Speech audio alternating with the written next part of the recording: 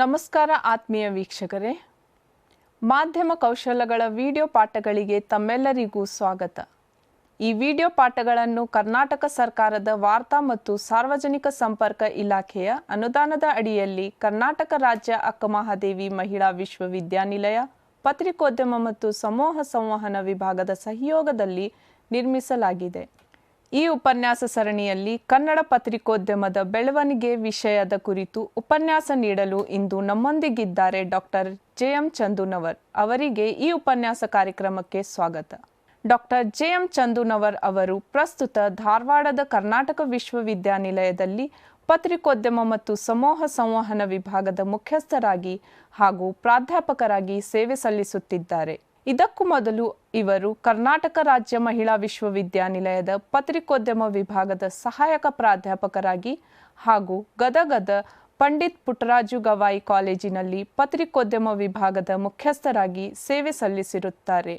ಇದರ ಜೊತೆಗೆ ಪ್ರಜಾವಾಣಿ ದಿನಪತ್ರಿಕೆಯ ಗದಗ ಜಿಲ್ಲೆಯ ಅರೆಕಾಲಿಕ ವರದಿಗಾರರಾಗಿ, ಧಾರವಾಡ ಜಿಲ್ಲೆಯ ದೂರದರ್ಶನದ ವರದಿಗಾರರಾಗಿ ಕೆಲಸ ಮಾಡಿದ ಅನುಭವ ಹೊಂದಿದ್ದಾರೆ.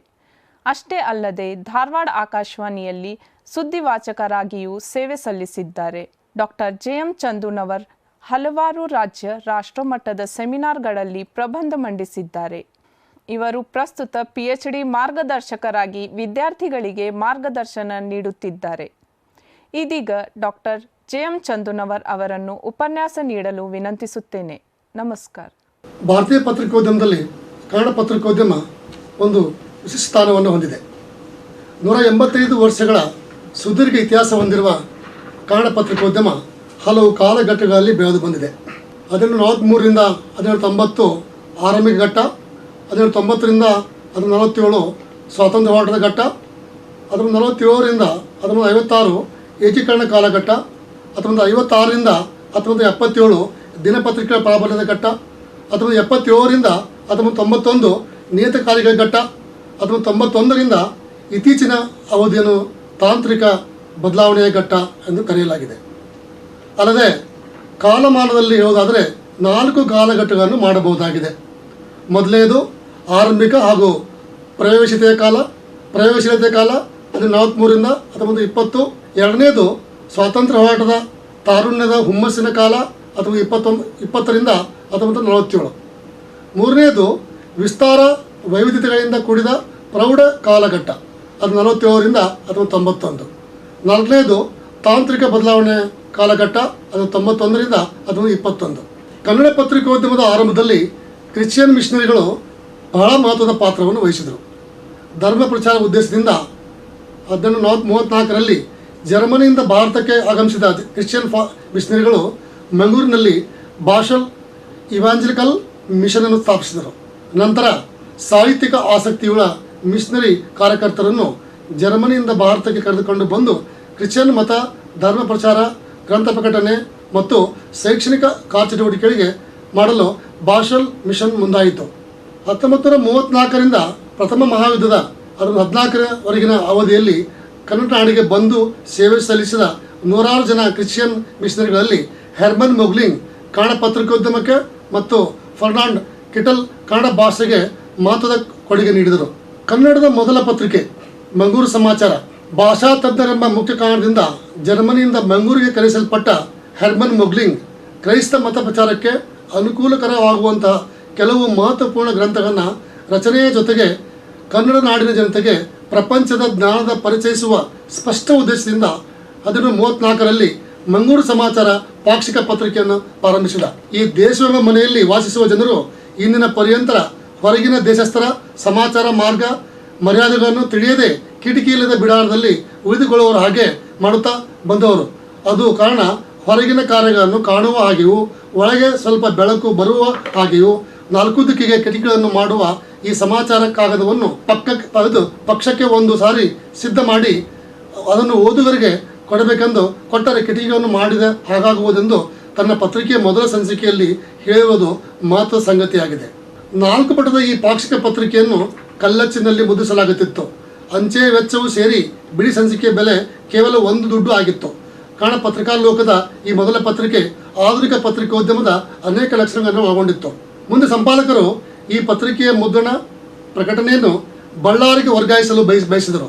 ಮೊಗ್ಲಿಂಗ್ ಮಾರ್ಚ್ 14ರಲ್ಲಿ ಮಂಗಳೂರು ಸಮಾಚಾರ ಪಾಕ್ಷಿಕವನ್ನು ಮಂಗಳೂರಿನಿಂದ ಬಳ್ಳಾರಿಗೆ ಸ್ಥಳಾಂತರಿಸಿದ. ಅಲ್ಲದೆ ಮಂಗಳೂರು ಸಮಾಚಾರದ ಬದಲಿಗೆ ಕನ್ನಡ ಸಮಾಚಾರ ಎಂದು ಪತ್ರಿಕೆ ಹೆಸರನ್ನು ಕೂಡ ಬದಲಾಯಿಸಿದ. ಕನ್ನಡದ ಮೊಟ್ಟಮೊದಲ ಪತ್ರಿಕೆ ಆ ವರ್ಷಕ್ಕೆ ಮಾತ್ರ ನಡೆದು ನಿಂತು ಹೋಯಿತು.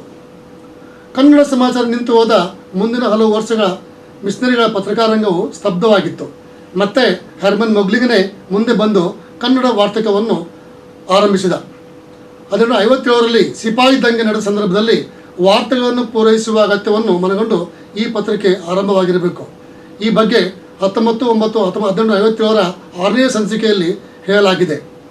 ಮೊಗ್ಲಿಂಗ್ನ ಮಂಗಳೂರು ಸಮಾಚಾರ, ಕನ್ನಡ ಸಮಾಚಾರ, ಕನ್ನಡ ವಾರ್ತೆಗಳು ಅಲ್ಲದೆ ಮಿಷನ್ ವತಿಯಿಂದ ಮತಧರ್ಮ ಪ್ರಚಾರದ ಉದ್ದೇಶದಿಂದ 1963ರಿಂದ 1991ರ ಅವಧಿಯಲ್ಲಿ ಒಟ್ಟು 6 ಪತ್ರಿಕೆಗಳನ್ನು ಪ್ರಾರಂಭಿಸಲಾಗಿತ್ತು.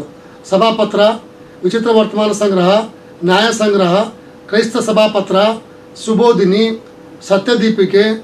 ದಕ್ಷಿಣ ಕನ್ನಡ ಭಾಗದಲ್ಲಿ 1943ರಿಂದ 1955ರ ಅವಧಿಯವರೆಗಿನ 42 ವರ್ಷಗಳ ಅವಧಿಯಲ್ಲಿ ಮಿಷನರಿಗಳ ಹೊರತಾಗಿ ಸ್ಥಳೀಯರು ಅಷ್ಟಾಗಿ ಪತ್ರಿಕಾ ಪ್ರಕಟಣೆಯನ್ನು ಹೊರಡಿಸಲು ಆಸಕ್ತಿ ತೋರಲಿಲ್ಲ. ಮುಂದೆ ಮೈಸೂರು ಭಾಗದಲ್ಲಿ ಪ್ರಪ್ರಥಮ ಪತ್ರಿಕೆ ಐರೋಪ್ಯರಿಂದ ಪ್ರಾರಂಭವಾಯಿತು. 1857ರಲ್ಲಿ ಆರಂಭಗೊಂಡು ಶ್ರೀಮನ್ ಮಹಾರಾಜ ಮಮ್ಮಡಿ ಕೃಷ್ಣರಾಜ ಒಡೆಯರ್ ಅವರ ಪೋಷಣೆಯಲ್ಲಿ 1959ರಿಂದ ಬೆಂಗಳೂರಿನಿಂದ ಪ್ರಕಟವಾದ ಮೈಸೂರು ಕನ್ನಡ ಮತ್ತು ಇಂಗ್ಲಿಷ್ ವಾರಪತ್ರಿಕೆ ಅಂದಿನ ಮೈಸೂರು ರಾಜ್ಯದ ಪ್ರಥಮ ಪತ್ರಿಕೆಯಾಗಿತ್ತು. ಭಾಷಂ ತಿರುಮಲಾಚಾರ್ಯ ಅವರು ಈ ಪತ್ರಿಕೆಯ ಸಂಪಾದಕರಾಗಿದ್ದರು. ಅವರ ಮಗ ಭಾಷಾಚಾರ್ಯರು ಈ ಪತ್ರಿಕೆಯ ಜವಾಬ್ದಾರಿ ನಿರ್ವಹಿಸುತ್ತಿದ್ದರು. ಮೈಸೂರಿನಲ್ಲಿ ರಾಜಮನೆತನದ ಕೈತಪ್ಪಿ ಹೋಗಿದ್ದ ಈ ಸಿಂಹಾಸನವನ್ನು ಹಿಂತಿರುಗಿಸಬೇಕೆಂದು ಸಾರ್ವಜನಿಕರು ಮಾಡುತ್ತಿದ್ದ ಚಳವಳಿಯನ್ನು ಬೆಂಬಲಿಸಿ ಬ್ರಿಟಿಷರೊಡನೆ ನೇರ ಸಂಘರ್ಷಣೆಗೆ ಈ ಪತ್ರಿಕೆ ಇಳಿದಿತ್ತು. 1964ರಲ್ಲಿ ನಿಂತಿದ್ದ ಪತ್ರಿಕೆ ನಂತರ ಮೈಸೂರಿಗೆ ಸ್ಥಳಾಂತರಗೊಂಡು ವೆಸ್ಲಿಯನ್ ಪ್ರಕಟಣೆಯಾಗಿ 1975ರವರೆಗೆ ಪ್ರಕಟವಾಯಿತು. ನಂತರ ಭಾಷಂ ಅವರು ಕರ್ನಾಟಕ ಪ್ರಕಾಶಕ 1965ರಲ್ಲಿ ವಾರಪತ್ರಿಕೆಯನ್ನು ಪ್ರಾರಂಭಿಸಿದರು. ಕನ್ನಡ, ಇಂಗ್ಲಿಷ್ ಭಾಷೆಗಳೆರಡರಲ್ಲೂ ಈ ಪತ್ರಿಕೆಯನ್ನು 1996ರವರೆಗೆ ಭಾಷಂ ಕುಟುಂಬ ನಡೆಸಿಕೊಂಡು ಬಂದದ್ದು ಗಮನಾರ್ಹವಾದ ಸಂಗತಿ. ಇದೇ ಅವಧಿಯಲ್ಲಿ ಉತ್ತರ ಕರ್ನಾಟಕದ ಬೆಳಗಾವಿಯಲ್ಲಿ 1961ರ ನವೆಂಬರ್ ತಿಂಗಳಲ್ಲಿ ಕನ್ನಡ ಜ್ಞಾನಬೋಧಕ ಪತ್ರಿಕೆ ಪ್ರಾರಂಭವಾಯಿತು. ಕನ್ನಡ ಭಾಷೆಯಲ್ಲಿ ಪುಸ್ತಕವನ್ನು ಛಾಪಿಸಿ ಪ್ರಸಿದ್ಧಿ ಮಾಡುವ ಮಂಡಳಿಯಿಂದ ಈ ಪತ್ರಿಕೆ ಪ್ರಾರಂಭಿಸುವ ಮೂಲಕ ಕನ್ನಡದಲ್ಲಿ ಪ್ರಪ್ರಥಮವಾಗಿ ಸಂಸ್ಥೆಯೊಂದು ಪತ್ರಿಕೆಯನ್ನು ಹೊರತರೋದಕ್ಕೆ ನಾಂದಿಯಾಯಿತು. 1950ರಲ್ಲಿ ಧಾರವಾಡದಲ್ಲಿ ಚಾವಾ ಮೊದಲ ಮರಾಠಿ ಪತ್ರಿಕೆ ಪ್ರಾರಂಭವಾಯಿತು. ನಂತರ ಧಾರವಾಡ ವೃತ್ತ, ಕನ್ನಡ ಮರಾಠಿ ಸಾಪ್ತಾಹಿಕ ಅಲ್ಲದೆ BR ಪದಕಿ ಸಂಪಾದಕತ್ವದಲ್ಲಿ ಚಾಬೂಕು ಹೆಸರಿನ ಪತ್ರಿಕೆಗಳು ಮರಾಠಿ ಕನ್ನಡ ಭಾಷೆಯಲ್ಲಿ ಪ್ರಕಟವಾಗುತ್ತಿದ್ದವು. ಮರಾಠಿಮಯವಾಗಿದ್ದ ಅಂದಿನ ಕಾಲದಲ್ಲಿ ಆರಂಭವಾದ ಕನ್ನಡ ಪತ್ರಿಕೆಗಳು ಮರಾಠಿ ಭಾಷೆಯ ಪ್ರಭಾವಕ್ಕೆ ಒಳಗಾಗಿದ್ದವು. ಕ್ರಿಸ್ತಶಕ 1956ರ ವೇಳೆಗೆ ಮುಂಬೈ ಪ್ರಾಂತದ ಕರ್ನಾಟಕದ ಜಿಲ್ಲೆಗಳಲ್ಲಿಯ ಶಾಲೆಗಳಲ್ಲಿ ಮರಾಠಿ ಭಾಷೆಯನ್ನು ಮಾತ್ರ ಕಲಿಸಲಾಗಿತ್ತು. ಸರ್ಕಾರಿ ಕಾಗದ ಪತ್ರಗಳು ಸಹ ಮರಾಠಿ ಭಾಷೆಯಲ್ಲಿ ಇರುತ್ತಿದ್ದವು. ಬೆಳಗಾವಿಯಲ್ಲಿ 1949ರಲ್ಲಿ ಆರಂಭವಾದ ಸುಬುದ್ಧಿ ಪ್ರಕಾಶಕ ಕನ್ನಡದ ಮೊಟ್ಟಮೊದಲ ವಾರಪತ್ರಿಕೆ ಎಂದು ಗುರುತಿಸಲಾಗಿದೆ. ಇದು 1956ರವರೆಗೆ 7 ವರ್ಷಗಳ ಕಾಲ ನಡೆಯಿತು. 1961ರಲ್ಲಿ ಬೆಳಗಾವಿಯಲ್ಲಿ ಹುಟ್ಟಿದ ಕನ್ನಡ ಜ್ಞಾನ ಬೋಧಕ ಮಾಸಪತ್ರಿಕೆ ಕನ್ನಡ ವರ್ಣಾಕ್ಷರ ಸಂಸ್ಥೆಯಿಂದ ಪ್ರಕಟವಾಗುತ್ತಿತ್ತು. ಮರಾಠಿಯಲ್ಲಿ ಇದನ್ನೇ ಕಾನಡಿ ಜ್ಞಾನ ಬೋಧಕ ಎಂದು ಮುದ್ರಿಸಲಾಗುತ್ತಿತ್ತು. ವೆಂಕಟರಂಗು ಕಟ್ಟಿ ಅವರು ಕನ್ನಡ ಜ್ಞಾನ ಬೋಧಕ 1961ರಲ್ಲಿ ಇದೇ ಅವಧಿಯಲ್ಲಿ ಪ್ರಕಟವಾಯಿತು. ಇಲಿಸ್ಟ್ರೇಟೆಡ್ ಕೆನರೀಸ್ ಜನರಲ್ ಮತ್ತು ವಿಚಿತ್ರ ವರ್ತಮಾನ ಸಂಗ್ರಹ ಇಂಗ್ಲಿಷ್ ಮತ್ತು ಕನ್ನಡ ಪಾಕ್ಷಿಕ 1962ರಲ್ಲಿ ಕಿಟಲ್ ಮತ್ತು ವ್ಯಾಗ್ಜೆ ಸಂಪಾದಕದಲ್ಲಿ ಪ್ರಕಟವಾಗತೊಡಗಿದವು. ವಿಚಿತ್ರ ವರ್ತಮಾನ ಪತ್ರಿಕೆ ಅದುವರೆಗಿನ ಕನ್ನಡ ಪತ್ರಿಕೆಗಳಲ್ಲಿ ಸೊಗಸಾದ ಚಿತ್ರಗಳ ಬಳಕೆ ಹಾಗೂ ಸುಂದರವಾದ ಮುದ್ರಣವಾದ ಪ್ರಥಮ ಪತ್ರಿಕೆಯಾಗಿತ್ತು. ವಿಚಿತ್ರ ವರ್ತಮಾನ ಪತ್ರಿಕೆ ಹೊರಡಿಸಲು ಮುಂಬೈ ಸರ್ಕಾರ ಅನುದಾನ ರೂಪದಲ್ಲಿ ಹಣ ನೀಡುವ ಮೂಲಕ ಪ್ರೋತ್ಸಾಹಿಸಿತ್ತು. ಬೆಳಗಾವಿಯಲ್ಲಿ ಶಾಲಾ ಉಪ ತಪಾಸಣಾ ಅಧಿಕಾರಿಯಾಗಿದ್ದ ಡೆಪ್ಯೂಟಿ ಚನ್ನಬಸಪ್ಪನವರು ಶೈಕ್ಷಣಿಕ ವಿಷಯಗಳಿಗೆ ಮಹತ್ವ ನೀಡಿ 1965ರಲ್ಲಿ ಪ್ರಾರಂಭಿಸಿದ ಮಾಟ್ ಪತ್ರಿಕೆ ಕರ್ನಾಟಕದಲ್ಲಿ ಶಾಲೆಯ ಪ್ರತಿಯೊಂದು ಹಳ್ಳಿಯಲ್ಲಿ ಪ್ರಸಾರವನ್ನು ಹೊಂದಿತ್ತು. ಮಾಟ್ ಪತ್ರಿಕೆ ಮುಂದೆ ಕನ್ನಡ ಶಾಲಾ ಪತ್ರವಾಯಿತು. ಮುಂದೆ ಅದು ಧಾರವಾಡದಲ್ಲಿ ಜೀವನ ಶಿಕ್ಷಣ ಎಂಬ ಹೆಸರಿನಿಂದ ಸರ್ಕಾರಿ ಶಿಕ್ಷಕರ ತರಬೇತಿ ಸಂಸ್ಥೆಯಿಂದ ಪ್ರಕಟಣೆಯಾಗತೊಡಗಿತು. ಕಳೆದ 150 ವರ್ಷಗಳಿಂದ ಸತತವಾಗಿ ಪ್ರಕಟವಾಗಿ ಮುನ್ನಡೆಯುತ್ತಿರುವ ಅಪರೂಪದ ಕನ್ನಡ ಮಾಸಪತ್ರಿಕೆ ಇದಾಗಿದೆ. ಇದಾದ ನಂತರ ಬಿಜಾಪುರದಲ್ಲಿ ಕರ್ನಾಟಕ ವಿಭವ ಬಹಳ ಮಹತ್ವದ ಪತ್ರಿಕೆ 1869ರಲ್ಲಿ ಹಿತೈಷಿ ಮರಾಠಿ ವಾರಪತ್ರಿಕೆ ಪ್ರಾರಂಭಗೊಂಡಿತು.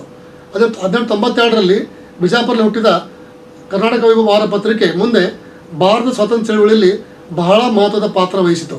ಲೋಕಮಾನ್ಯ ಬಾಲಗಂಗಾಧರ ತಿಲಕರ ಸಂಪಾದಕತ್ವದ ಕೇಸರಿ ಮರಾಠಿ ಪತ್ರಿಕೆಯಂತೆ ಕನ್ನಡದಲ್ಲಿ ಕರ್ನಾಟಕ ವೈಭವ ವಾರಪತ್ರಿಕೆ ಕೆಲಸ ಮಾಡಿತು.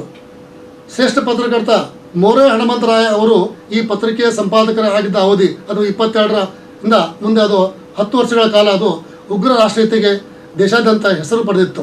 ಲಂಡನ್ ಟೈಮ್ಸ್ ವರದಿಗಾರ sir Valentine Chirol Indian unrest ಭಾರತೀಯರ ಅಶಾಂತಿ ಪುಸ್ತಕದಲ್ಲಿ ಸ್ವಾತಂತ್ರ್ಯ ಹೋರಾಟದಲ್ಲಿ ಭಾರತದಲ್ಲಿ ಆಗಿದ್ದ ಉಗ್ರ ರಾಷ್ಟ್ರೀಯವಾದ ಪ್ರತಿಪಾದಿಸುವ ಪತ್ರಿಕೆಗಳ ಸಾಲಿನಲ್ಲಿ ಕರ್ನಾಟಕ ವೈಭವ ಪತ್ರಿಕೆಯನ್ನು ಉಲ್ಲೇಖಿಸಿದ್ದು ಕನ್ನಡ ಪತ್ರಿಕೋದ್ಯಮದಲ್ಲಿ ಗಮನಾರ್ಹ ಸಂಗತಿ. 1976ರಲ್ಲಿ ಆರಂಭವಾದ ಚಂದ್ರೋದಯ ಸಾಪ್ತಾಹಿಕ ಧಾರವಾಡದ ಪ್ರಥಮ ಸುದ್ದಿ ಪತ್ರವಾಗಿದೆ. ಹೊನ್ನಾಪುರ ಮಠದ ಹುಚ್ಚಯ್ಯ ಸಂಗಪ್ಪಯ್ಯ ವಿಭೂತಿ ಈ ಪತ್ರಿಕೆಯ ಸಂಪಾದಕತ್ವದ ಸುಬುಧಿ ಪ್ರಕಾಶವು ಬಲು ಬೇಗ ನಿಂತು ಹೋಯಿತು. ಪತ್ರಿಕೆಯ ಒಂದು ಸಂಪಾದಕೀಯ ಹೀಗಿದೆ: ನಮ್ಮ ಇಲಾಖೆಯಲ್ಲಿರುವ ಬಹುತೇಕ ಕನ್ನಡ ಪತ್ರಿಕೆಗಳು ಸರ್ವಸಾಧಾರಣವಾಗಿ ಮರಾಠಿ ಪತ್ರಿಕೆಗಳ ಎಂಜಲನ್ನೇ ನಕ್ಕಿ ಈ ಎಂಜಲವು ಅಮೃತಕ್ಕಿಂತ ಹೆಚ್ಚು ರುಚಿಕರವಾಗಿದೆ ಎಂದು ತಿಳಿಯೋರು. ಆದ್ದರಿಂದ ನಾವು ಹಣಿ ಕೊಯ್ದು ಮಣಿ ಮಾಡಿದರೂ ನಮ್ಮ ಚಂದಾದಾರ ಸಂಖ್ಯೆ ಹೆಚ್ಚಾಗುತ್ತಿಲ್ಲ. ಇನ್ನು ಮುಂದಾದರೂ ನಮ್ಮ ಕನ್ನಡಿಗರ ಮೈಯಲ್ಲಿ ಅಭಿಮಾನದ ಗಾಳಿಯು ಸೇರಿ ಎಂದು ಬರೆದಿತ್ತು. ಈ ಪತ್ರಿಕೆ 1902ರ ಸುಮಾರಿಗೆ ನಿಂತಿತು. ಮುಂದೆ ಮಗ ಗದಗಯ್ಯ ಹೊನ್ನಾಪುರ ಮಠ ಅವರು ಈ ಕಾಯಕವನ್ನು ಮುಂದುವರಿಸಿದರು. ಧಾರವಾಡದಲ್ಲಿ 1/4 ಶತಮಾನ ಕಾಲ ದೇಶಾಭಿಮಾನ ಹಾಗೂ ಕನ್ನಡ ಭಾಷೆಯ ಪುನರುಜ್ಜೀವನಕ್ಕೆ ಸುಬುಧಿ ಪ್ರಕಾಶನವು ಮಹತ್ತರವಾದ ಕೊಡುಗೆ ನೀಡಿದೆ. 1943ರಿಂದ ಮುಂದಿನ 40 ವರ್ಷಗಳ ಕಾಲ ಪ್ರಕಟವಾದ ಪತ್ರಿಕೆಗಳ ಸಂಖ್ಯೆ ಕೇವಲ 25. ಅವುಗಳಲ್ಲಿ 4-5 ಪತ್ರಿಕೆಗಳನ್ನು ಬಿಟ್ಟರೆ ಉಳಿದವು ಅಲ್ಪಾಯುಷ್ಯಗಳು. ಪ್ರಸಾರ ಕೂಡ 100ರಿಂದ 150 ಮಾತ್ರ. ಅಂದಿನ ಸಂಪಾದಕರಿಗೆ ಲೋಕ ಶಿಕ್ಷಣವೇ ಪ್ರಧಾನ ಗುರಿಯಾಗಿತ್ತು. ಪಾಶ್ಚಾತ್ಯರ ಸಂಪರ್ಕದಿಂದ ತಿಳಿದು ಬಂದ ಲೌಕಿಕ ಹಾಗೂ ಪ್ರಪಂಚದ ಆಗುವುಗಳ ಬಗ್ಗೆ ತಿಳುವಳಿಕೆ ಮೂಡಿಸುವುದಾಗಿತ್ತು. ಪ್ರಕಟವಾದ ಕಥೆಗಳ ಉದ್ದೇಶವು ನೀತಿ ಬೋಧನೆಯಾಗಿತ್ತು. 1980ರ ದಶಕದಿಂದ ಪತ್ರಿಕೆಗಳ ಹುಟ್ಟು ಧೋರಣೆಯಲ್ಲಿ ಹೊಸತನ ಕಂಡು ಬಂದದ್ದು ತಿಳಿದು ಬರುತ್ತದೆ. ಅದಕ್ಕೆ ಮುಖ್ಯ ಕಾರಣ ಮೈಸೂರು ಸಂಸ್ಥಾನದಲ್ಲಿ ಪ್ರಜಾಪ್ರತಿನಿಧಿ ಸಭೆ ಸ್ಥಾಪಿತವಾದದ್ದು. ಇದು ಆಡಳಿತದ ಕುಂದುಕೊರತೆಗಳನ್ನು ಎತ್ತಿ ತೋರಿಸುವ ಕೆಲಸ ಮಾಡತೊಡಗಿತು. ಆಗ ಸಭೆಯ ಸದಸ್ಯರಿಗೆ ಆಶ್ರಯಾಗಿ ಪತ್ರಿಕೆಗಳು ಕೆಲಸ ಮಾಡತೊಡಗಿದವು. ಜೊತೆಗೆ ಇಂಗ್ಲಿಷ್ ಶಿಕ್ಷಣವನ್ನು ಪಡೆದವರ ಸ್ವತಂತ್ರ ಮನೋಭಾವ, ಸ್ವತಂತ್ರ ಅಭಿಪ್ರಾಯಗಳ ಅಭಿವ್ಯಕ್ತಿ ಕೂಡ ಅಂದಿನ ಪತ್ರಕರ್ತರಲ್ಲಿ ಕಾಣತೊಡಗಿತು. 19ನೇ ಶತಮಾನದ ಕೊನೆಯ ಭಾಗದಲ್ಲಿ ಮೈಸೂರು ಭಾಗದಲ್ಲಿ ಹೆಸರಾಂತ ಪತ್ರಿಕೋದ್ಯಮಿ ತಾತಯ್ಯ ಅಂದರೆ ಎಂ ವೆಂಕಟಕೃಷ್ಣಯ್ಯನವರು 1985ರಲ್ಲಿ ವೃತ್ತಾಂತ ಚಿಂತಾಮಣಿ ವಾರಪತ್ರಿಕೆ ಪ್ರಾರಂಭಿಸಿದರು. ಅದು ಅದ್ಭುತ ಜಯ ಕೂಡ ಗಳಿಸಿತು. ನಂತರ ಅವರು ಹಿತಬೋಧಿನಿ, ವೇದಾಂತ ಸಂಬುಧೋದಯ, ಸ್ವಾದಿ, ಪೌರ ಸಾಮಾಜಿಕ ಪತ್ರಿಕೆ ಎಂಬ ಪತ್ರಿಕೆಗಳನ್ನು ಕನ್ನಡದಲ್ಲಿಯೂ, Mysore patriot, wealth of Mysore, nature cure ಮತ್ತು ಮೈಸೂರು ಹೆರಾಲ್ಡ್ ಎಂಬ ಪತ್ರಿಕೆಗಳನ್ನು ಇಂಗ್ಲಿಷ್ ಭಾಷೆಯಲ್ಲೂ ಪ್ರಾರಂಭಿಸಿದರು. ಸ್ವಾದಿ ಮೊದಲು ವಾರಪತ್ರಿಕೆಯಾಗಿ ನಂತರ ದಿನಪತ್ರಿಕೆಯಾಗಿ ಜನಪ್ರಿಯತೆ ಗಳಿಸಿತು. ಮೈಸೂರು ಸರ್ಕಾರ 1956ರಲ್ಲಿ ಮೈಸೂರು ಗೆಜೆಟ್ ಪತ್ರಿಕೆ ಪ್ರಾರಂಭಿಸಿತು. ಉಲ್ ರಿಕೆಟ್ ಅವರ ಸಂಪಾದಕತ್ವದಲ್ಲಿ ಕನ್ನಡ ಮತ್ತು ಇಂಗ್ಲಿಷ್ನಲ್ಲಿ ವೃತ್ತಪತ್ರಿಕೆಯಾಗಿ ಪ್ರಕಟಗೊಳ್ಳುತ್ತಿತ್ತು. 1968ರಿಂದ ಕರ್ನಾಟಕ ಸರ್ಕಾರದ ರಾಜ್ಯ ಪತ್ರವಾಗಿ ಕನ್ನಡ ಮತ್ತು ಇಂಗ್ಲಿಷ್ ಭಾಷೆಯಲ್ಲಿ ಅಧಿಕೃತ ಸೂಚನಾ ಪತ್ರಗಳನ್ನು ಇದರಲ್ಲಿ ಪ್ರಕಟಿಸಲಾಗುತ್ತದೆ. ಕನ್ನಡದಲ್ಲಿ 1 ಶತಮಾನ ಇತಿಹಾಸ ಹೊಂದಿದ ಅವು ಈಗಲೂ ಪ್ರಕಟವಾಗುತ್ತಿರುವ ಪತ್ರಿಕೆಯಾಗಿದೆ. 19ನೇ ಶತಮಾನದಲ್ಲಿ ಕನ್ನಡದಲ್ಲಿ ಹೆಚ್ಚು ಪತ್ರ ಪ್ರಕಟವಾದುದು ಬಹುಪಾಲು ನಿಯತಕಾಲಿಕ ಆದರೂ ಕೂಡ ಶತಮಾನದ ಕೊನೆಯ ಭಾಗದಲ್ಲಿ ದಿನಪತ್ರಿಕೋದ್ಯಮ ಕಾಲಿರಿಸಿದ್ದನ್ನು ನಾವು ಕಾಣುತ್ತೇವೆ. ಕನ್ನಡದ ಪ್ರಪ್ರಥಮ ದಿನಪತ್ರಿಕೆ ಎಂದು ಗುರುತಿಸಲಾಗಿರುವ ಸೂರ್ಯೋದಯ ಪ್ರಕಾಶಕ ಆರಂಭವಾದದ್ದು 1888ರಲ್ಲಿ. ಮೈಸೂರಿನ ಬಿ ನರಸಿಂಹರಾವ್ ಅವರು ಈ ಪತ್ರಿಕೆಯ ಸಂಸ್ಥಾಪಕರಾಗಿದ್ದರು. 20ನೇ ಶತಮಾನದಲ್ಲಿ ಕನ್ನಡ ಪತ್ರಿಕೆಗಳ ಬೆಳವಣಿಗೆ. 20ನೇ ಶತಮಾನದ ಆರಂಭ ಕಾಲ ಮೈಸೂರು ಸಂಸ್ಥಾನದ ವ್ಯಾಪ್ತಿಯ ಕನ್ನಡ ಪತ್ರಿಕೆಗಳಿಗೆ ಉತ್ತೇಜನಕಾರಿಯಾಗಿರಲಿಲ್ಲ. ದಿವಾನ್ ರಂಗಚಾರ್ಲು ಅವರ ತರುವಾಯ ಮೈಸೂರು ಸಂಸ್ಥಾನದ ದಿವಾನರಾಗಿದ್ದ ಸರ್ ಕೆ ಶೇಷಾದ್ರಿ ಅಯ್ಯರ್ ಪತ್ರಿಕೆಗಳ ಬಗ್ಗೆ, ಸಂಪಾದಕರ ಬಗ್ಗೆ ತೀವ್ರ ಅಸಹನೆ ಹೊಂದಿದವರಾಗಿದ್ದರು. ಚಾಮರಾಜ ಒಡೆಯರ್ ಅವರ ನಿಧನದ ನಂತರ ಅಪ್ರಾಪ್ತ ವಯಸ್ಕರಾದ ನಾಲ್ವಡಿ ಕೃಷ್ಣರಾಜ ಒಡೆಯರ್ ಮೈಸೂರು ಸಂಸ್ಥಾನದ ಪಟ್ಟಕ್ಕೆ ಬಂದುದು ದಿವಾನರ ಪ್ರಭುತ್ವವನ್ನು ಮತ್ತಷ್ಟು ಹೆಚ್ಚಿಸಿತು. ಶೇಷಾದ್ರಿ ಅಯ್ಯರ್ ಹಾಗೂ ಅವರ ನಂತರ ದಿವಾನರಾಗಿ ಬಂದ ವಿ.ಪಿ. ಮಾಧವರಾಯರು ಪತ್ರಿಕೆಗಳ ಮೇಲೆ ಕಂಗೆನ್ನು ಬೀರಿದರು. ಇವರ ನಂತರ ಬಂದ ದಿವಾನ್ ಸರ್ ಪಿ.ಎನ್. ಕೃಷ್ಣಮೂರ್ತಿ ಅವರಂತೂ ಪತ್ರಿಕೆಗಳ ಮೇಲೆ ನೇರವಾಗಿ ಕಿಡಿ ಕಾರುವವರಾಗಿದ್ದರು. ಮೈಸೂರು ಸ್ಟ್ಯಾಂಡರ್ಡ್ ಪತ್ರಿಕೆಯ ಪ್ರತಿನಿಧಿಯನ್ನು ಸಂಸ್ಥಾನದ ಪ್ರಜಾಪ್ರತಿನಿಧಿ ಸಭೆಯಿಂದ ಹೊರಗಟ್ಟಿ ಪತ್ರಿಕೆಗಳಿಗೆ ಪಾಠ ಕಲಿಸುವುದಾಗಿ ಎಚ್ಚರಿಕೆ ನೀಡಿದ್ದರು. ಹೀಗೆ ಒಬ್ಬರ ನಂತರ ಒಬ್ಬರು ಸಾಲು ಸಾಲಾಗಿ ಬಂದ ದಿವಾನರುಗಳ ಸಿಟ್ಟು ಇಷ್ಟಕ್ಕೆ ನಿಲ್ಲಲಿಲ್ಲ. ಪತ್ರಿಕೆಗಳನ್ನು ನಿಯಂತ್ರಿಸಲು 1908ರಲ್ಲಿ ಮೈಸೂರು ರಾಜ್ಯದ ಪತ್ರಿಕಾ ಪ್ರತಿಬಂಧಕ ಶಾಸನ ಜಾರಿಗೆ ತರಲಾಯಿತು. ಈ ಶಾಸನದ ಪ್ರಕಾರ ಮೈಸೂರು ರಾಜ್ಯದಲ್ಲಿ ಪತ್ರಿಕೆ ಹೊರಡಿಸಬೇಕೆನ್ನುವವರು ಮೊದಲು ಸರ್ಕಾರದ ಅನುಮತಿಯನ್ನು ಪಡೆದುಕೊಳ್ಳಬೇಕಾಗಿತ್ತು. ಸರ್ಕಾರ ಯಾವ ಸಮಯದಲ್ಲಿ ಬೇಕಾದರೂ ಯಾವುದೇ ಪತ್ರಿಕೆಗೆ ನೀಡಿದ್ದ ಅನುಮತಿಯನ್ನು ವಾಪಸ್ಸು ಪಡೆಯಬಹುದಾಗಿತ್ತು. ಅನುಮತಿ ಪಡೆಯದೆ ಅಥವಾ ಅನುಮತಿ ರದ್ದಾದ ಬಳಿಕವೂ ಪತ್ರಿಕೆ ಪ್ರಕಟಿಸಿದವರು ಶಿಕ್ಷೆಗೆ ಗುರಿಯಾಗಬೇಕಾಗುತ್ತಿತ್ತು. ಅಲ್ಲದೆ ಅಂಥವರನ್ನು ರಾಜ್ಯದಿಂದ ಗಡೀಪಾರು ಕೂಡ ಮಾಡಲು ಅವಕಾಶವಿತ್ತು. ಮೈಸೂರು ಸರ್ಕಾರದ ದುರಾಗ್ರಹಕ್ಕೆ ಕನ್ನಡ ನಡೆಗನ್ನಡಿ ಪತ್ರಿಕೆ ಸಂಪಾದಕರಾಗಿದ್ದ ಎಂ ಗೋಪಾಲ್ ಅಯ್ಯಂಗಾರ್ ಮತ್ತು ಎಂ ಶ್ರೀನಿವಾಸ್ ಅಯ್ಯಂಗಾರ್ ಅವರು ತೊಂದರೆಗೆ ಒಳಗಾಗಬೇಕಾಗಿತ್ತು. 1995ರಲ್ಲಿ ಆರಂಭವಾಗಿದ್ದ ಈ ಪತ್ರಿಕೆ 2008ರ ಪತ್ರಿಕಾ ಶಾಸನದ ಪರಿಣಾಮ ಪ್ರಕಟಣೆ ನಿಲ್ಲಿಸಬೇಕಾಗಿತ್ತು. ಮೈಸೂರು ಭಾಗದಲ್ಲಿ ಈ ಸಮಯದಲ್ಲಿ ಅತ್ಯಂತ ಪ್ರಭಾವಿ ಪತ್ರಕರ್ತರಾಗಿದ್ದವರು ಡಿ ವಿ ಗುಂಡಪ್ಪನವರು. ಕನ್ನಡದ ಪ್ರತಿಭಾನ್ವಿತ ಸಾಹಿತಿಯಾಗಿ ಪತ್ರಕರ್ತರಾಗಿಯೂ ಅವರು ಹೆಸರುವಾಸಿಯಾಗಿದ್ದರು. 1907ರಲ್ಲಿ ಬೆಂಗಳೂರಿನಲ್ಲಿ ಸಮಾಚಾರ ಸಂಗ್ರಹ ದಿನಪತ್ರಿಕೆ, ಸುಮತಿ ವಾರಪತ್ರಿಕೆ, ಕರ್ನಾಟಕ ಅರ್ಧ ವಾರಪತ್ರಿಕೆ ಹಾಗೂ ಕರ್ನಾಟಕ ಜನಜೀವನ ಮತ್ತು ಅರ್ಥಸಾಧಕ ಪತ್ರಿಕೆಗಳನ್ನು ಅವರು ಅರ್ಥಸಾಧಕ ಮಾಸಿಕ ಪತ್ರಿಕೆ ಹೊರಡಿಸಿದರು. 1907ರಲ್ಲಿ ಭಾರತಿ ಎಂಬ ರಾಷ್ಟ್ರೀಯ ದಿನಪತ್ರಿಕೆ ಆರಂಭಿಸಿದ ಡಿವಿಜಿಯವರು 1908ರ ಕರಾಳ ಪತ್ರಿಕಾ ಶಾಸನಕ್ಕೆ ಪ್ರತಿರೋಧವಾಗಿ ಭಾರತೀಯ ದಿನಪತ್ರಿಕೆ ಪ್ರಕಟಣೆ ನಿಲ್ಲಿಸಬೇಕಾಗಿ ಬಂತು. ವಿಶ್ವ ಕರ್ನಾಟಕ ಪತ್ರಿಕೆ ಸಂಪಾದಕರಾಗಿದ್ದ ತಿರುಮಲೆ ತಾತಾಚಾರ್ಯ ಶರ್ಮರವರು ಈ ಕರಾಳ ಶಾಸನವನ್ನು ಶಾಸನ ಕಡದಿಂದ ತೊಡೆದು ಹಾಕುವವರೆಗೆ ಸಂಪಾದಕೀಯವನ್ನೇ ಬರೆಯುವುದಿಲ್ಲ ಎಂದು ಹೇಳಿ ಪತ್ರಿಕೆ ಸಂಪಾದಕೀಯ ಅಂಕಣವನ್ನು ಖಾಲಿ ಬಿಡುವ ಮೂಲಕ ಪತ್ರಿಕಾ ಶಾಸನಕ್ಕೆ ತಮ್ಮ ಪ್ರತಿಭಟನೆ ವ್ಯಕ್ತಪಡಿಸಿದರು. ಹಿರಿಯ ಪತ್ರಕರ್ತರಾಗಿದ್ದ ಎಂ ವೆಂಕಟಕೃಷ್ಣಯ್ಯನವರು ಕೂಡ ತಮ್ಮ ಪ್ರಕಟಣೆಯನ್ನು ನಿಲ್ಲಿಸಿ ಈ ಶಾಸನಕ್ಕೆ ವಿರೋಧ ವ್ಯಕ್ತಪಡಿಸಿದರು. ಮುಂದೆ ಇದು ಸರ್ ಎಂ ವಿಶ್ವೇಶ್ವರಯ್ಯನವರು ದಿವಾನರಾದ ನಂತರ ಈ ಪತ್ರಿಕಾ ಶಾಸನಕ್ಕೆ ತಿದ್ದುಪಡಿ ತಂದು 1939ರಲ್ಲಿ ಈ ಶಾಸನವನ್ನು ಹಿಂತೆಗೆದುಕೊಳ್ಳಲಾಯಿತು. ಮುಂದೆ ಪತ್ರಿಕಾ ಸ್ವಾತಂತ್ರ್ಯದ ಬಗ್ಗೆ ಗೌರವ ಹೊಂದಿದ್ದ ಸರ್ ಎಂ ವಿಶ್ವೇಶ್ವರಯ್ಯನವರ ಕ್ರಮಗಳಿಂದ ಮೈಸೂರು ಸಂಸ್ಥಾನದಲ್ಲಿ ಕನ್ನಡ ಪತ್ರಿಕೆಗಳು ಪುನಃ ಉಸಿರು ಬಿಡುವಂತಾಯಿತು. ಪತ್ರಿಕೆ ಬೆಳೆಯಲು ಅನುಕೂಲಕರ ವಾತಾವರಣವನ್ನು ಎಂ ವಿಶ್ವೇಶ್ವರಯ್ಯನವರು ಮಾಡಿಕೊಟ್ಟರು. ಇದೊಂದು ಬಹಳ ಮಹತ್ವದ ಸಂಗತಿಯಾಗಿದೆ. ಕನ್ನಡದಲ್ಲಿ ಪ್ರಪ್ರಥಮ ಮಹಿಳಾ ಪತ್ರಕರ್ತೆ ಎಂಬ ಹೆಗ್ಗಳಿಕೆಗೆ ನಂಜನಗೂಡಿನ ತಿರುಮಲಾಂಬ ಅವರಿಗೆ ಸಲ್ಲುತ್ತದೆ. ಮಹಿಳೆಯರ ಶಿಕ್ಷಣದ ಬಗ್ಗೆ ಬಹಳ ಆಸಕ್ತಿ ಹೊಂದಿದ್ದವರು ಕರ್ನಾಟಕ ನಂದಿನಿ, ಸನ್ಮಾರ್ಗದರ್ಶಿನಿ ಪತ್ರಿಕೆಗಳನ್ನು ತಿರುಮಲಾಂಬ ಅವರು ಆರಂಭಿಸಿದರು. ಇದು ಕನ್ನಡ ಪತ್ರಿಕೋದ್ಯಮದಲ್ಲಿ ಮಹಿಳೆಯರ ಶಿಕ್ಷಣಕ್ಕೆ ಮತ್ತು ಪ್ರವೇಶಕ್ಕೆ ನಾಂದಿಯಾಯಿತು. 1920ರಲ್ಲಿ ಸರಸ್ವತಿ ಪತ್ರಿಕೆಯನ್ನು ಪ್ರಾರಂಭಿಸಿದ ಆರ್ ಕಲ್ಯಾಣಮ್ಮ ಅಂದಿನ ಕನ್ನಡ ಪತ್ರಿಕೋದ್ಯಮದ ಮಹಿಳಾ ಪತ್ರಕರ್ತರಲ್ಲಿ ಎದ್ದು ಕಾಣುವ ಹೆಸರು. ಮಹಿಳೆಯರು ಮನೆಯಿಂದ ಬೀದಿಯಲ್ಲಿ ನಡೆದು ಹೋಗುತ್ತಿದ್ದುದೇ ಅಪರಾಧ ಅನ್ನುವ ಕಾಲದಲ್ಲಿ 1955ರವರೆಗೆ ಅಖಂಡ 35 ವರ್ಷಗಳ ಕಾಲ ಸರಸ್ವತಿ ಪತ್ರಿಕೆಯನ್ನು ನಡೆಸಿ ತೋರಿಸಿದವರಾಗಿದ್ದಾರೆ. BN ಗುಪ್ತಾ ಮದ್ರಾಸಿಂದ ಪ್ರಜಾಮತ ಪತ್ರಿಕೆಯನ್ನು 1931ರಲ್ಲಿ ಆರಂಭಿಸಿದರು. ಸತತ 15 ವರ್ಷಗಳ ಕಾಲ ನಡೆಸಿದರು. ಈ ಪತ್ರಿಕೆಯ ಪ್ರಸಾರ 30,000ವರೆಗೆ ತಲುಪಿತ್ತು ಎಂಬುದು ಕೂಡ ಬಹಳ ಮುಖ್ಯವಾದ ಸಂಗತಿ. ಈ ಪತ್ರಿಕೆ ಜೊತೆಗೆ ಗುಪ್ತಾರವರು ಕಥಾಂಜಲಿ, ಜನವಾಣಿ ಪತ್ರಿಕೆ ಕೂಡ ನಡೆಸಿದವರಾಗಿದ್ದಾರೆ. ಸ್ವಾತಂತ್ರ್ಯ ಪೂರ್ವದಲ್ಲಿ ಮೈಸೂರು ಸಂಸ್ಥಾನದಲ್ಲಿ ಹೆಚ್ಚು ಪ್ರಸಾರ ಹೊಂದಿ ಮನೆಗೂ ಹೋಗುತ್ತಿದ್ದ ಪತ್ರಿಕೆ ತಾಯಿನಾಡು ಆಗಿತ್ತು. 1927ರಿಂದ 1956ರವರೆಗೆ ರಾಷ್ಟ್ರೀಯತೆ ಜೊತೆಗೆ ಮೈಸೂರಿನ ದಿವಾನರೊಂದಿಗೆ ಸ್ನೇಹ ಭಾವ ಹೊಂದಿದ್ದ PR ರಾಮಯ್ಯ ಅವರು ಈ ಪತ್ರಿಕೆಯ ಸಂಪಾದಕರಾಗಿದ್ದರು. ರೈಟರ್ ಮತ್ತು ಅಸೋಸಿಯೇಟೆಡ್ ಪ್ರೆಸ್ ಆಫ್ ಇಂಡಿಯಾ ಸುದ್ದಿ ಸಂಸ್ಥೆಗಳಿಂದ ಸುದ್ದಿ ತರಿಸಿಕೊಳ್ಳುವ ವ್ಯವಸ್ಥೆ ಮಾಡಿಕೊಂಡಿದ್ದರು. ಉತ್ತರ ಕರ್ನಾಟಕದ ಹಾವೇರಿ ಜಿಲ್ಲೆಯ ಅಗಡಿ ಆನಂದವನ ಚಿಕ್ಕಹಳ್ಳಿಯಲ್ಲಿ 1908ರಲ್ಲಿ ಆರಂಭವಾದ ಸದ್ಬೋಧ ಚಂದ್ರಿಕೆ ಅಲ್ಪ ಅವಧಿಯಲ್ಲಿ ಚಂದಾದಾರ ಸಂಖ್ಯೆ 7,000 ತಲುಪಿತ್ತು. ಕನ್ನಡ ಪತ್ರಿಕೋದ್ಯಮದಲ್ಲಿ ಇದೊಂದು ಗಮನಾರ್ಹ ಸಂಗತಿ. ಆಗ ಪ್ರತಿದಿನವೂ ಬರುತ್ತಿದ್ದ ಮನಿ ಆರ್ಡರ್ಗಳನ್ನು ಸ್ವೀಕರಿಸಲು ಅಂಚೆ ಇಲಾಖೆಯವರು ಒಬ್ಬ ಕಾರ್ಕುನನ್ನು ನೇಮಿಸಿ ಸಂಚಿಕೆ ಪ್ರಕಟವಾದೊಡನೆ 1000ಗಟ್ಟಲೆ ಪ್ರತಿಗಳನ್ನು ಚಕ್ಕಡಿಯಲ್ಲಿ ತುಂಬಿಕೊಂಡು 8 ಕಿಲೋಮೀಟರ್ ದೂರದ ಹಾವೇರಿಗೆ ತಲುಪಿಸಬೇಕಾದ ಪರಿಸ್ಥಿತಿ ಇತ್ತು.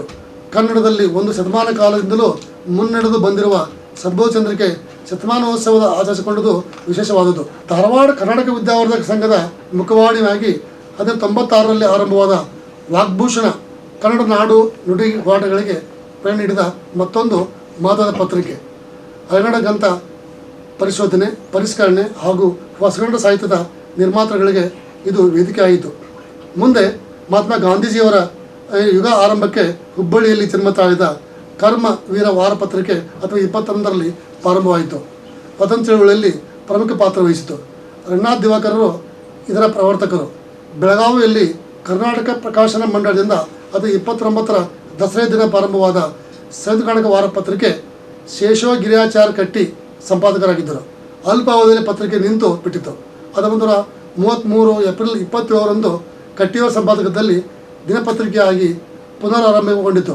ಆದರೆ ಪತ್ರಿಕೋದ್ಯಮದ ಅನನುಭವ ಮತ್ತು ಸಮರ್ಥ ಸಂಪಾದಕರ ಅಭಾವದಿಂದಾಗಿ ಪತ್ರಿಕೆ ನಿಲ್ಲುವ ಸ್ಥಿತಿಗೆ ಬಂತು. ಕೊನೆಗೆ ಬಿಜಾಪುರ ಕರ್ನಾಟಕ ವೈಭವ ವಾರಪತ್ರಿಕೆಯ ಸಂಪಾದಕರಾಗಿದ್ದ ಹಾಗೂ ಪತ್ರಿಕೋದ್ಯಮದಲ್ಲಿ ಹೆಸರು ಮಾಡಿದ್ದ ಮೋರೆ ಹನುಮಂತರಾಯರ ಹೆಗಲಿಗೆ 10,000 ರೂಪಾಯಿ ಸಾಲದೊಂದಿಗೆ ಸಂಯುಕ್ತ ಪತ್ರಿಕೆ ಜವಾಬ್ದಾರಿಯನ್ನು ವಹಿಸಲಾಯಿತು. 1934ರ ಫೆಬ್ರವರಿ ತಿಂಗಳಲ್ಲಿ ಸಂಯುಕ್ತ ಸಂಪಾದಕತ್ವ ಜವಾಬ್ದಾರಿ ವಹಿಸಿಕೊಂಡ ಮೋರೆ ಹನುಮಂತರಾಯರು ಹಗಲು ರಾತ್ರಿಯನ್ನು ದುಡಿದು ಸಂಯುಕ್ತ ಪತ್ರಿಕೆಯನ್ನು ದೊಡ್ಡ ಪತ್ರಿಕೆಯನ್ನಾಗಿ ಕಟ್ಟಿ ಅದರ ಬೆಳವಣಿಗೆ ಕಾರಣಕರ್ತರಾದರು. ಲೋಕ ಶಿಕ್ಷಣ ಟ್ರಸ್ಟ್ ಈ ಪತ್ರಿಕೆ ಪ್ರಕಟಿಸುತ್ತದೆ. ಕರ್ನಾಟಕ ಏಕೀಕರಣ ಸಮಯದಲ್ಲಿಯೂ ಪ್ರಮುಖ ಪಾತ್ರ ವಹಿಸಿದ ಸಂಯುಕ್ತ ಮೈಸೂರು ಸಂಸ್ಥಾನ ಹಾಗೂ ಉತ್ತರ ಕರ್ನಾಟಕದ ಎರಡೂ ಭಾಗದಲ್ಲಿ ಪ್ರಸಾರ ಹೊಂದಿತ್ತಲ್ಲದೆ 41,000 ಪ್ರಸಾರ ಸಂಖ್ಯೆಯನ್ನು ಸ್ವಾತಂತ್ರ್ಯ ತೊರೆದ ಸಂದರ್ಭದಲ್ಲಿ ಹೊಂದಿದ ಏಕೈಕ ಕನ್ನಡ ದಿನಪತ್ರಿಕೆಯಾಗಿದೆ. 1887ರಲ್ಲಿ ಸಂದರ್ಶನ ಮತ್ತು 1888ರಲ್ಲಿ ಸರ್ವೋದಯ ಪ್ರಕಾಶಕ ಎಂಬ 2 ಪತ್ರಿಕೆಗಳು ಜನ್ಮ ತಾಳಿದವು. ಕೊಡಗಿನಲ್ಲಿ 1883ರಲ್ಲಿ ಮೈಸೂರು ರಂಗರಾಯರ ಪ್ರಯತ್ನದಿಂದ ಕೊಡಗು ಚಂದ್ರಿಕೆ ಉದಯವಾಯಿತು. ಇದು ಕೇವಲ 1.5 ವರ್ಷ ನಡೆಯಿತು. ಮುಂಬೈ ನಗರದಲ್ಲಿ ಕರ್ಕಿ ವೆಂಕಟರಮಣ ಶಾಸ್ತ್ರಿ ಎಂಬುವರ ಸಂಪಾದಕತ್ವದಲ್ಲಿ ಹವ್ಯಕ ಸುಭದ 1885ರಲ್ಲಿ ಪ್ರಾರಂಭವಾಯಿತು. ನಂತರ ಇದು ಕಾರವಾರ ಚಂದ್ರಿಕೆಯಾಗಿ ಪ್ರಕಟಣೆಯಾಯಿತು. ಸ್ವಾತಂತ್ರ್ಯ ಪೂರ್ವದಲ್ಲಿ ಮೈಸೂರು ಸಂಸ್ಥಾನದಲ್ಲಿ ಹೆಚ್ಚು ಪ್ರಸಾರ ಹೊಂದಿ ಮನೆ ಮನೆಗೆ ಹೋಗದ ಪತ್ರಿಕೆ ತಾಯಿನಾಡು ಆಗಿತ್ತು. 1927ರಿಂದ 1956ರವರೆಗೆ ರಾಷ್ಟ್ರೀಯತೆ ಜೊತೆಗೆ ಮೈಸೂರಿನ ದಿವಾನರೊಂದಿಗೆ ಸ್ನೇಹಭಾವ ಹೊಂದಿದ್ದ P.R. ರಾಮಯ್ಯ ಈ ಪತ್ರಿಕೆಯ ಸಂಪಾದಕರಾಗಿದ್ದರು. ರೈಟರ್ಸ್ ಮತ್ತು ಅಸೋಸಿಯೇಟೆಡ್ ಪ್ರೆಸ್ ಆಫ್ ಇಂಡಿಯಾ ಸುದ್ದಿ ಸಂಸ್ಥೆಗಳಿಂದ ಸುದ್ದಿ ತರಿಸಿಕೊಳ್ಳುವ ವ್ಯವಸ್ಥೆ ಮಾಡಿಕೊಂಡಿದ್ದರು. ಉತ್ತರ ಕರ್ನಾಟಕದ ಹಾವೇರಿ ಜಿಲ್ಲೆಯ ಅಗಡಿ ಆನಂದವನ ಚಿಕ್ಕಹಳ್ಳಿಯಲ್ಲಿ 1908ರಲ್ಲಿ ಪ್ರಾರಂಭವಾದ ಸದ್ಬೋಧ ಚಂದ್ರಿಕೆ ಅಲ್ಪ ಅವಧಿಯಲ್ಲಿ ಹೆಚ್ಚು ಪ್ರಸಾರ ಸಂಖ್ಯೆ ಹೊಂದಿತ್ತು. ಕನ್ನಡ ಪತ್ರಿಕೋದ್ಯಮದಲ್ಲಿ ಇದೊಂದು ಗಮನಾರ್ಹ ಸಂಗತಿ. ಆಗ ಪ್ರತಿದಿನವೂ ಬರುತ್ತಿದ್ದ ಮನಿ ಆರ್ಡರ್ಗಳನ್ನು ಸ್ವೀಕರಿಸಲು ಅಂಚೆ ಇಲಾಖೆಯವರು ಒಬ್ಬ ಕಾರ್ಕುನನ್ನು ನೇಮಿಸಿ ಸಂಚಿಕೆ ಪ್ರಕಟವಾದೊಡನೆ ಸಾವಿರಗಟ್ಟಲೆ ಪತ್ರಿಕೆಗಳನ್ನು ಚಕ್ಕಡಿಯಲ್ಲಿ ತುಂಬಿಕೊಂಡು 8 ಕಿಲೋಮೀಟರ್ ದೂರದ ಹಾವೇರಿಗೆ ತಲುಪಿಸಬೇಕಾದ ಪರಿಸ್ಥಿತಿ ಇತ್ತು. ಕನ್ನಡದಲ್ಲಿ ಒಂದು ಶತಮಾನ ಕಾಲದಿಂದಲೂ ಮುನ್ನಡೆದು ಬಂದಿರುವ ಸದ್ಬೋಧ ಚಂದ್ರಿಕೆ ಶತಮಾನೋತ್ಸವ ಆಚರಿಸಿಕೊಂಡಿದ್ದು ಒಂದು ವಿಶೇಷ ಸಂಗತಿಯಾಗಿದೆ. ಧಾರವಾಡದಲ್ಲಿ ಕರ್ನಾಟಕ ವಿದ್ಯಾವರ್ತ ಸಂಘದ ಮುಖವಾಣಿಯಾಗಿ 1996ರಲ್ಲಿ ಆರಂಭವಾದ ವಾಗ್ಭೂಷಣ ಕನ್ನಡ ನಾಡು ನುಡಿ ಹೋರಾಟಗಳಿಗೆ ಪ್ರೇರಣೆ ನೀಡಿದ ಮತ್ತೊಂದು ಮಹತ್ವದ ಪತ್ರಿಕೆ. ಹಳೆಗನ್ನಡದ ಗ್ರಂಥ ಪರಿಶೋಧನೆ, ಪರಿಷ್ಕರಣೆ ಹಾಗೂ ಹೊಸಗನ್ನಡ ಸಾಹಿತ್ಯ ನಿರ್ಮಾತಗಳಿಗೆ ಇದು ವೇದಿಕೆ ಆಯಿತು. ಮುಂದೆ ಗಾಂಧಿಯುಗದ ಆರಂಭಕ್ಕೆ ಹುಬ್ಬಳ್ಳಿಯಲ್ಲಿ ಜನ್ಮ ತಾಳಿದ ಕರ್ಮವೀರ ವಾರಪತ್ರಿಕೆ 21ರಿಂದ ಸ್ವಾತಂತ್ರ್ಯ ಚಳವಳಿಯಲ್ಲಿ ಪ್ರಮುಖ ಪಾತ್ರ ವಹಿಸುತ್ತಾ ಬಂದಿತು. ರಂಗನಾಥ್ ದಿವಾಕರರು ಈ ಪತ್ರಿಕೆಯ ಪ್ರವರ್ತಕರು. ಬೆಳಗಾವಿಯಲ್ಲಿ ಕರ್ನಾಟಕ ಪ್ರಕಾಶನ ಮಂಡಳದಿಂದ 1929ರ ದಸರಾ ದಿನ ಪ್ರಾರಂಭವಾದ ಸಂಯುಕ್ತ ವಾರಪತ್ರಿಕೆ ಶೇಷವ ಗಿರಿಯಾಚಾರ್ ಕಟ್ಟಿ ಸಂಪಾದಕರಾಗಿದ್ದರು. ಅಲ್ಪ ಅವಧಿಯಲ್ಲಿ ಪತ್ರಿಕೆ ನಿಂತು ಹೋಯಿತು. ನಂತರ 33 ಏಪ್ರಿಲ್ 27ರಂದು ಕಟ್ಟಿಯವರ ಸಂಪಾದಕತ್ವದಲ್ಲಿ ದಿನಪತ್ರಿಕೆಯಾಗಿ ಪುನರಾರಂಭಗೊಂಡಿತು. ಆದರೆ ಪತ್ರಿಕೋದ್ಯಮದ ಅನುಭವದ ಕೊರತೆ ಹಾಗೂ ಸಮರ್ಥ ಸಂಪಾದಕರ ಅಭಾವದಿಂದಾಗಿ ಪತ್ರಿಕೆ ನಿಲ್ಲುವ ಸ್ಥಿತಿಗೆ ಬಂದಿತು. ಕೊನೆಗೆ ಬಿಜಾಪುರ ಕರ್ನಾಟಕ ವೈಭವ ಪತ್ರಿಕೆ ಮೂಲಕ ಸಂಪಾದಕರಾಗಿದ್ದ ಹಾಗೂ ಹೆಸರುವಾಸಿಯಾಗಿದ್ದ ಮೋರೆ ಹನುಮಂತರಾಯರ ಹೆಗಲಿಗೆ 10,000 ರೂಪಾಯಿ ಸಾಲದೊಂದಿಗೆ ಪತ್ರಿಕೆ ಜವಾಬ್ದಾರಿ ವಹಿಸಲಾಯಿತು. 34ರ ಫೆಬ್ರವರಿ ತಿಂಗಳಲ್ಲಿ ಸಂಯುಕ್ತ ಪತ್ರಿಕೆ ಸಂಪಾದಕ ಜವಾಬ್ದಾರಿ ವಹಿಸಿಕೊಂಡ ಪತ್ರಕರ್ತ ಮೋರೆ ಹನುಮಂತರಾಯರು ಹಗಲು ರಾತ್ರಿಯನ್ನೇ ದುಡಿದು ಸಂಯುಕ್ತವನ್ನು ದೊಡ್ಡ ಪತ್ರಿಕೆಯನ್ನಾಗಿ ಮಾಡಿದರು. ಲೋಕಶಿಕ್ಷಣ ಟ್ರಸ್ಟ್ ಈ ಪತ್ರಿಕೆಯನ್ನು ಪ್ರಕಟಿಸಿತ್ತು. ಕರ್ನಾಟಕ ಏಕೀಕರಣ ಸಮಯದಲ್ಲಿಯೂ ಪ್ರಮುಖ ಪಾತ್ರ ವಹಿಸಿದ ಸಂಯುಕ್ತ ಮೈಸೂರು ಭಾಗದಲ್ಲಿ ಉತ್ತರ ಕನ್ನಡ ಭಾಗದಲ್ಲಿ ಪ್ರಸಾರ ಸಂಖ್ಯೆ ಹೊಂದಿರುತ್ತದೆ. 41,000 ಪ್ರಸಾರ ಸಂಖ್ಯೆಯನ್ನು ಸ್ವಾತಂತ್ರ್ಯ ಪೂರ್ವದಲ್ಲೇ ಹೊಂದಿದ ಏಕೈಕ ಕನ್ನಡ ಪತ್ರಿಕೆ ಇದಾಗಿದೆ. ದಕ್ಷಿಣ ಕನ್ನಡದ ಅನಂತಾಚಾರ್ಯ ಅವರು ಅಚ್ಚು ಮಳೆ ತಯಾರಿಸಿದ್ದರಿಂದ ಕಲ್ಲಚ್ಚಿನ ಮುದ್ರಣದಿಂದ ಅಚ್ಚುಮಳೆ ಬಳಕೆಯ ಸುಧಾರಿತ ಮುದ್ರಣ ಯಂತ್ರಗಳು ಮಂಗಳೂರು ಹಾಗೂ ಕೆಲವು ಪಟ್ಟಣಗಳಲ್ಲಿ ಬಳಕೆಗೆ ಬಂದವು. 1887ರಲ್ಲಿ ಸುದರ್ಶನ, 1888ರಲ್ಲಿ ಸರ್ವೋದಯ ಪ್ರಕಾಶಕ ಎರಡು ಪತ್ರಿಕೆಗಳು ಜನ್ಮ ತಾಳಿದವು. ಕೊಡಗಿನಲ್ಲಿ 1883ರಲ್ಲಿ ಮೈಸೂರು ರಂಗರಾಯರ ಪ್ರಯತ್ನದಿಂದಾಗಿ ಕೊಡಗು ಚಂದ್ರಿಕೆ ಉದಯವಾಯಿತು. ಇದು ಕೇವಲ 1.5 ವರ್ಷ ನಡೆಯಿತು. ಮುಂಬೈ ನಗರದಲ್ಲಿ ಕರ್ಕಿ ರಮಣ ಶಾಸ್ತ್ರಿ ಎಂಬುವರ ಸಂಪಾದಕದಲ್ಲಿ ಹವ್ಯಕ ಸುಬೋಧ 1885ರಲ್ಲಿ ಪ್ರಾರಂಭವಾಯಿತು. ನಂತರ ಇದು ಕಾರವಾರ ಚಂದ್ರಿಕೆಯಾಗಿ ಪ್ರಕಟವಾಗತೊಡಗಿತು. ಹರ್ಡೇಕರ್ ಮಂಜಪ್ಪ ಕೂಡ ಕನ್ನಡ ಪತ್ರಿಕೋದ್ಯಮದಲ್ಲಿ ಪ್ರಮುಖ ವ್ಯಕ್ತಿ. ಧನುರ್ಧಾರಿ ವಾರಪತ್ರಿಕೆಯನ್ನು 1906ರಿಂದ 1914ರವರೆಗೆ ನಡೆಸಿದರು. ಖಾದಿ ವಿಜಯ ವಾರಪತ್ರಿಕೆ 1928ರಿಂದ 1929, ಉದ್ಯೋಗ ಮಾಸಪತ್ರಿಕೆ 1930ರಿಂದ 1932, ಶರಣ ಸಂದೇಶ ವಾರಪತ್ರಿಕೆ 1931ರಿಂದ 1946ವರೆಗೆ ಪ್ರಕಟಿಸಿ ಮುನ್ನಡೆಸಿಕೊಂಡು ಬರುವ ಮೂಲಕ ಅಮೋಘ ಪತ್ರಿಕೋದ್ಯಮ ಸೇವೆ ಸಲ್ಲಿಸಿದವರಾಗಿದ್ದಾರೆ. ಫಗು ಹಳಕಟ್ಟಿಯವರು 1926ರಲ್ಲಿ ಶಿವಾನುಭವ ತ್ರೈಮಾಸಿಕ ಪ್ರಾರಂಭಿಸಿದರು. ವಚನ ಹಾಗೂ ಸಂಶೋಧನಾತ್ಮಕ ಬರಹಗಳಿಗೆ ಮುಖ್ಯ ಸ್ಥಾನ ಈ ಪತ್ರಿಕೆಯಲ್ಲಿತ್ತು. 20ನೇ ಶತಮಾನದ ಇಡೀ ಭಾರತೀಯ ಪತ್ರಿಕೋದ್ಯಮಕ್ಕೆ ಸ್ವಾತಂತ್ರ್ಯ ಹೋರಾಟದ ಗಾಳಿ ಬೀಸತೊಡಗಿತ್ತು. ಇದಕ್ಕೆ ಕನ್ನಡ ಪತ್ರಿಕೋದ್ಯಮ ಕೂಡ ಹೊರತಾಗಿರಲಿಲ್ಲ. 1985ರಲ್ಲಿ ಸ್ಥಾಪನೆಗೊಂಡ ಇಂಡಿಯನ್ ನ್ಯಾಷನಲ್ ಕಾಂಗ್ರೆಸ್ ಸಂಪೂರ್ಣ ಸ್ವರಾಜ್ಯದ ಗುರಿ ಸಾಧನೆಗೆ ಹೋರಾಟಕ್ಕೆ ಇಳಿಯಿತು.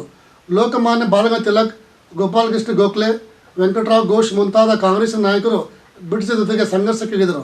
ಪರಿಣಾಮವಾಗಿ ಭಾರತೀಯ ದೇಶಿ ಭಾಷಾ ಪತ್ರಿಕೋದ್ಯಮ ಸಂಪೂರ್ಣವಾಗಿ ಸ್ವಾತಂತ್ರ್ಯ ಚಳವಳಿಯಲ್ಲಿ ತೊಡಗಿಸಿಕೊಂಡಿತು.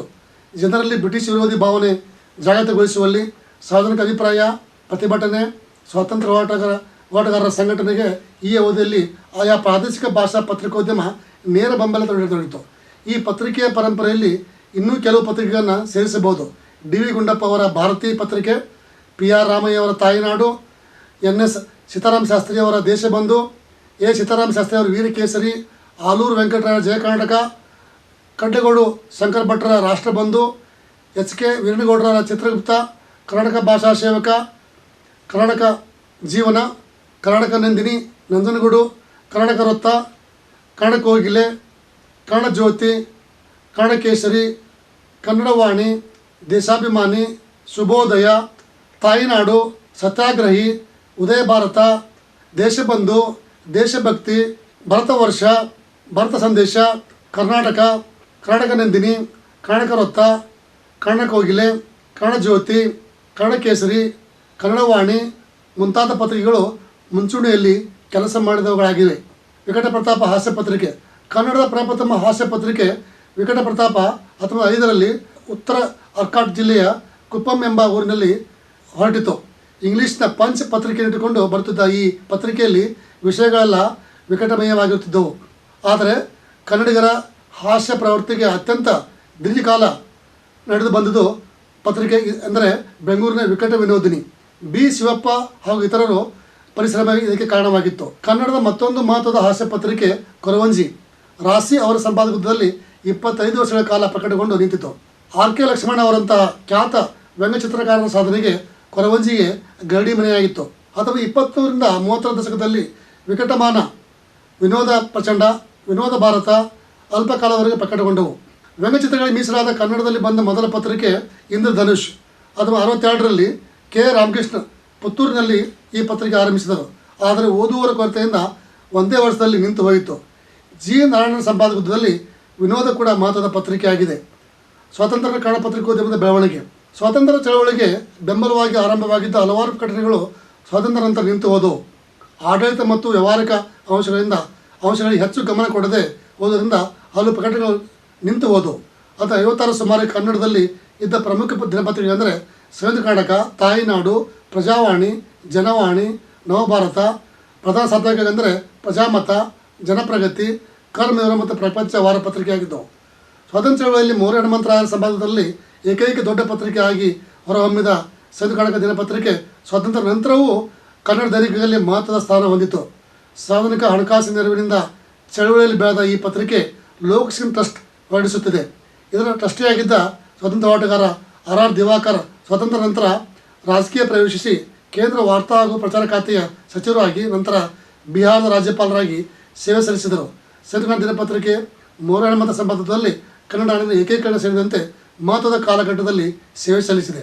1934ರಿಂದ 1958ರವರೆಗೆ ಯಾವುದೇ ಫಲಾಪೇಕ್ಷೆ ಇಲ್ಲದೆ ಕೆಲಸ ಮಾಡಿ ಪತ್ರಿಕೆ ಬೆಳೆಸಿದ ಮೊರೆ ಹನುಮಂತರಾಯರು 1958ರಲ್ಲಿ ರಾಜೀನಾಮೆ ನೀಡಿ ಹೊರಬರಬೇಕಾಗಿತ್ತು. ಇಲ್ಲಿಗೆ ಸಂಯುಕ್ತ ದಿನಪತ್ರಿಕೆಯ ಪ್ರಮುಖ ಅಧ್ಯಾಯಕ್ಕೆ ತೆರೆ ಬಿತ್ತು. ಅಖಿಲ ಭಾರತ ಮಟ್ಟದ ಹಲವಾರು ಪತ್ರಿಕಾ ಸಂಸ್ಥೆಗಳಲ್ಲಿ ಪದಾಧಿಕಾರಿಯಾಗಿ ಸೇವೆ ಸಲ್ಲಿಸಿದ್ದ ಮೊರೆ ಹನುಮಂತರಾಯರು ಹುಬ್ಬಳ್ಳಿ ಹಾಗೂ ಕರ್ನಾಟಕ ಹೆಸರನ್ನು ರಾಷ್ಟ್ರ ಮಟ್ಟದಲ್ಲಿ ಬೆಳಗಿಸಿದ ಧೀಮಂತ ಪತ್ರಕರ್ತರು.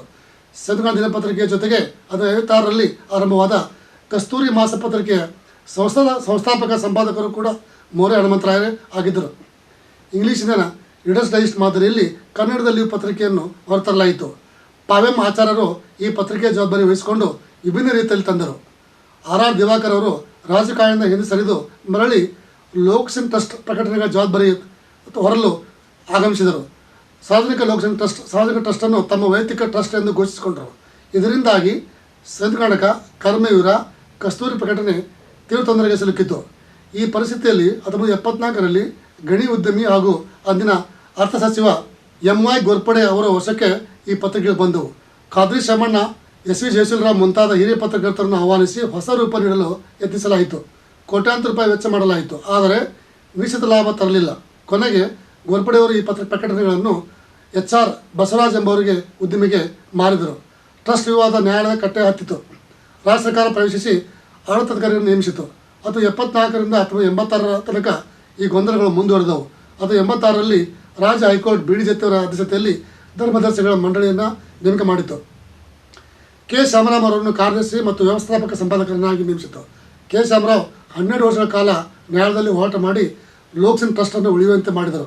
ಸ್ವಾತಂತ್ರ್ಯ ನಂತರ ದಿನಪತ್ರಿಕೆಯಲ್ಲಿ ನಡೆದ ಪೈಪೋಟಿಯಲ್ಲಿ ಸಂಯುಕ್ತ ತನ್ನ ಅಸ್ತಿತ್ವವನ್ನು ಉಳಿಸಿಕೊಂಡಿದೆ. ಕಸ್ತೂರಿ ಮಾಸಪತ್ರಿಕೆ ಪಾವೆಂ ಆಚಾರ್ಯ ಸಂಪಾದಕದಲ್ಲಿ ಹೊಸತನ ಪಡೆಯಿತು. ಕಸ್ತೂರಿ 50 ವರ್ಷ ಪೂರೈಸಿ ಸುವರ್ಣ ಮಹೋತ್ಸವ ಆಚರಿಸಿಕೊಂಡಿತು.